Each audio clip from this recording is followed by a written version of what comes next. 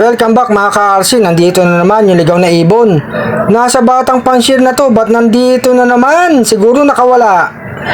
Pakain na tayo ng mga alaga natin mga ka-RC, mga flyers natin, di tayo nagpakawala ngayong hapon. Pahinga muna sila.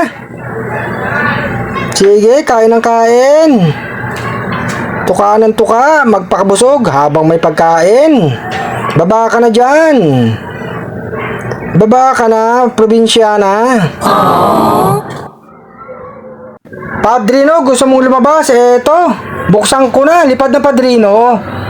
Mautak na ibon, nakakain na kasi yan. Si Batik hindi pwedeng lumabas, may itlog na naman, dalawa. Yung inakain nila malaki na mga ka-RC.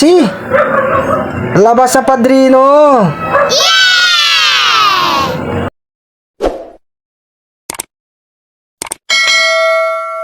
Palabasin ko na si Padrino mga ka-RC, lipad na Padrino.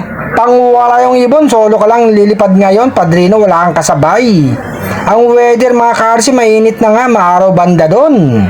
Asan yung pangwala yung ibon, lalabas dito yung mga ka-RC.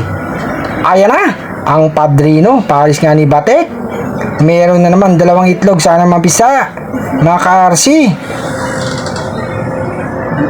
Eto nga si Batik, naglilimlim, ayaw lumipad. Eto pa rin si Padrino mga ka-RC, ganadong lumipad kahit mag-isa. Paikot-ikot dito sa loob natin mga ka-RC. Ang guwapong ibon. Si San Simon mamaya load natin ang bitaw bukas, Gapan Nueva Ecija.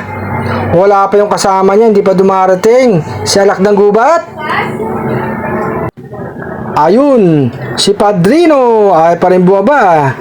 Sabik na sabik lumipad. Mamaya nandito na yan mga ka-RC. Ayan oh, paikot-ikot dito oh.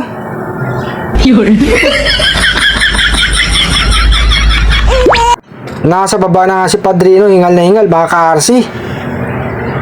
Mamaya papasok na yan, palingalinga pa sa paligid. Si Batik nandun, tapos nang kumain mga ka-RC.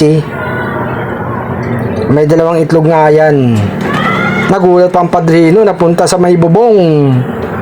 Baba na Padrino. Papasok na yan. Hindi nagtatagal sa labas yan mga ka-RC.